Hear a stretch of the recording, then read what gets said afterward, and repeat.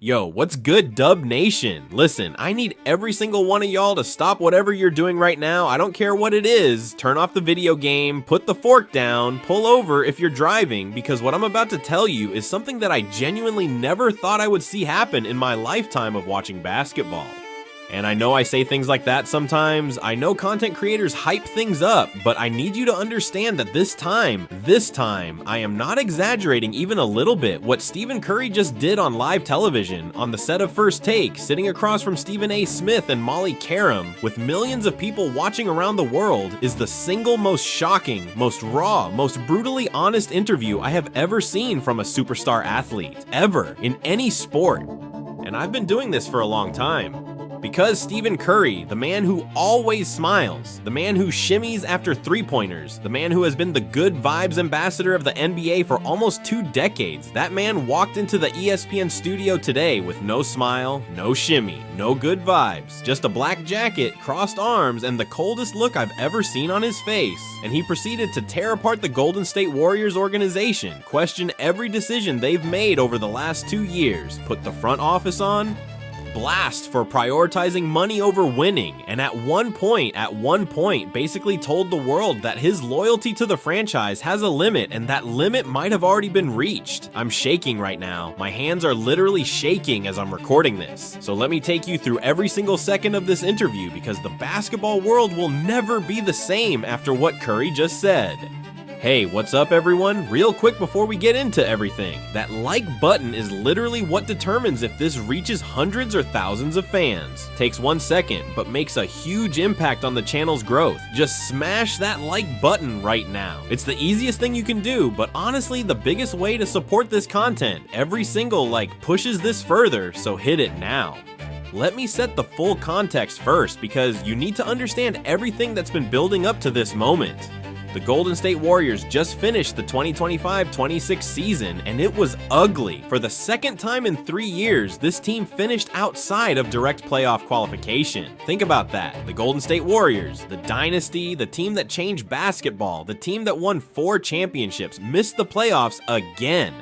And this isn't a team that's in a rebuild with a bunch of young guys. No, this is a team with Stephen Curry still playing at an All-NBA level at 38 years old, still averaging elite numbers, still capable of taking over any game on any given night. The talent at the top is there. The problem, and everybody in the basketball world knows this, is everything around Curry. The supporting cast has not been good enough. The roster construction has been questionable at best. And the most damning part, the part that has Curry absolutely furious, is what happened at the trade deadline back in February. There were opportunities to make moves. There were deals on the table that could have brought in real help, real impact players who could have pushed this team into contention. And what did the front office do? They passed. They chose to save money on the luxury tax instead of going all in to help the greatest player in franchise history chase one more ring. They prioritized the accountants over the basketball people. They looked at the tax bill and decided that Stephen Curry's championship window wasn't worth the cost. And Curry knows it. He's known it for months. And today, he finally decided to say it out loud. Now let me describe the scene at First Take, because the visuals matter here. You know how that set usually looks. It's energetic, it's bright. Stephen A is loud, there's banter, there's humor, it's entertainment. Today was different. The lighting felt heavier, almost dramatic, like even the production team knew something intense was about to happen.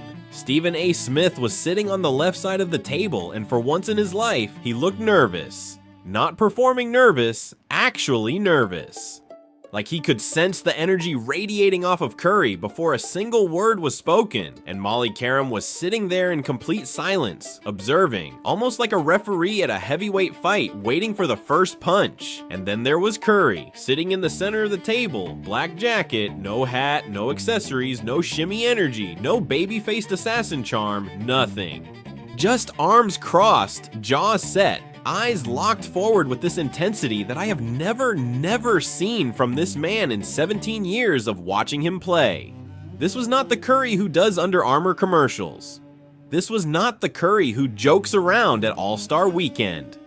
This was a Curry who looked like he hadn't slept, like he had been carrying the weight of an entire franchise on his shoulders for years, and had finally reached the point where the weight was crushing him, and he needed to either set it down or break. And he chose to set it down, publicly, violently, on live television. The interview started with Stephen A. trying to ease into it, doing his usual thing, talking about Curry's legacy, praising his career, trying to set a respectful tone before getting to the hard questions. And Curry sat there through all of it, not responding, not nodding, not smiling, just waiting. You could tell he wasn't there for pleasantries. He wasn't there to promote a shoe. He wasn't there for a documentary. He was there for one reason, and everyone in that building knew it. Then Stephen A. asked the question. The one that broke everything open. He said, "Stephen, you are the greatest warrior of all time, but we're watching the Golden State organization seemingly waste your final prime years because of bureaucratic decisions. Do you feel that the organization has failed you over these last 2 years?" And Curry didn't flinch. He didn't look away. He didn't take a deep breath or pause to collect his thoughts. He leaned forward, brought his arms down from being crossed to placing both hands flat on the table, moved closer to the microphone, and with a voice that had this metallic weight to it, this exhaustion mixed with controlled fury, he said, "Stephen A., I have always been a company man. My entire career, I have done things the right way. I've been patient. I've been loyal.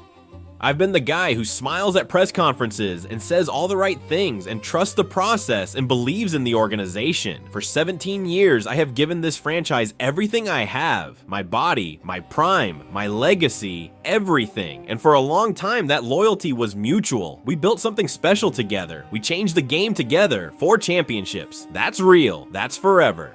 But I'm going to be honest with you right now, and I'm going to be honest with the fans and with the world, because I owe them that. There comes a point where patience stops being a virtue and starts being negligence. And I think I've crossed that line. Bro, the studio went dead. Stephen A. Smith's eyes got wide. Molly put her hand over her mouth, and Curry kept going without stopping. He said, "I'm out there every single night giving my blood for this team. Every night. At 38 years old, my body hurts in ways I can't even describe to you. My knees, my ankles, my back, everything screams at me when I wake up in the morning. But I play. I always play, because I thought that if I kept showing up, if I kept proving that I could still perform at this level, the organization would match my urgency. They would look at me and say, this man is giving us everything. We need to give him everything back." But that's not what happened. What happened is, I gave them everything, and what I got back was, "Let's see what happens in the next draft." I got back, "We need to be mindful of the luxury tax." I got back, "We're building for the future." The future? I don't have a future in this league that stretches for another decade. I might not have 5 years left. I might not have 3 years left. And the front office is talking to me about the future? He was tapping the table now, not slamming it, but tapping it with his fingertips to punctuate every sentence. And you could see his jaw clenching between words.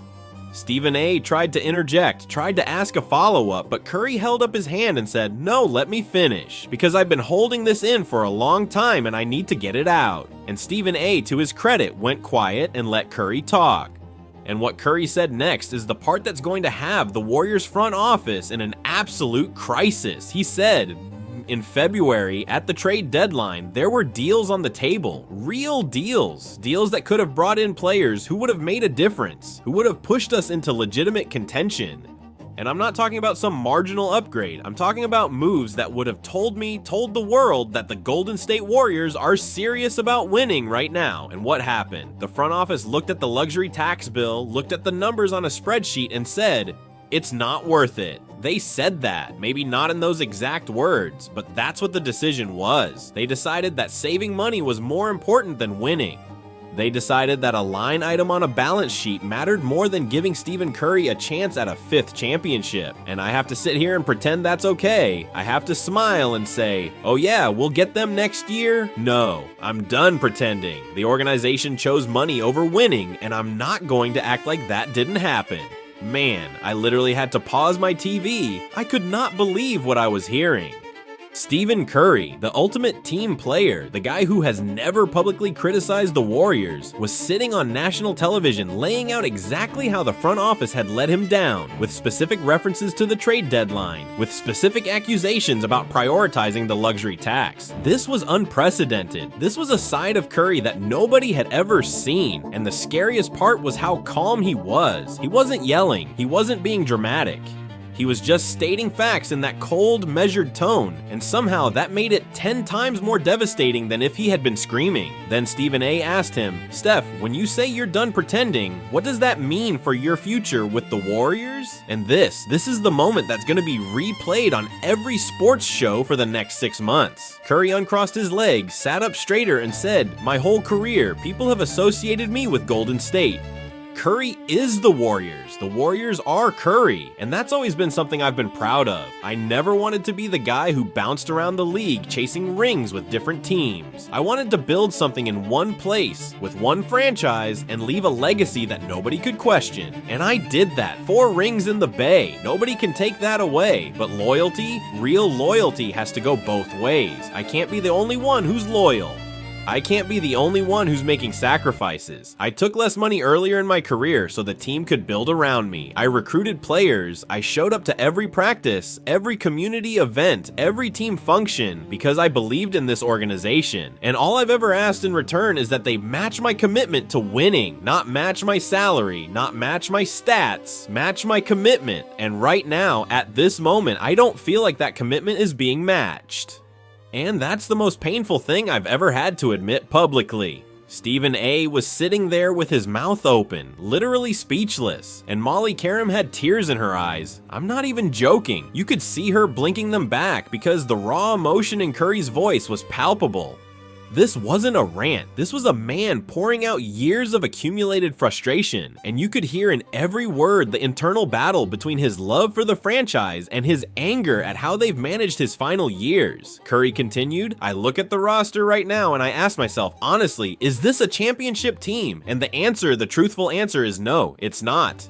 Not because the guys aren't talented, not because they don't work hard, but because the roster construction doesn't give us a chance against the elite teams in this conference. And whose responsibility is that? Not the players, not the coaches, it's the front office. It's the people whose job it is to put a championship caliber roster around the talent they have. And they haven't done it. For 2 years, they haven't done it. And the most insulting part is that they're not failing because they can't do it. They're failing because they've chosen not to. Because the luxury tax is scary. Because the repeater tax is expensive. Because the spreadsheet says it's more prudent to wait. Well, I'm tired of prudence. Prudence doesn't win championships. Boldness wins championships. Urgency wins championships. And right now, this organization has neither.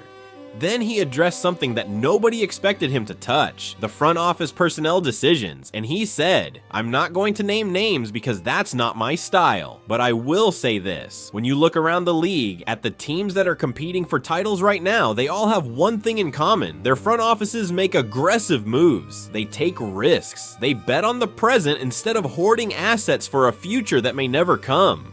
And when I look at our front office, I see caution, I see conservatism, I see people who are more afraid of making a bad move than they are excited about making a great one. And in this league, if you're not moving forward, you're moving backward. There is no standing still. Standing still is moving backward. And we've been standing still for 2 years while I'm out there aging, while my window is shrinking, while the clock is ticking louder and louder every single game.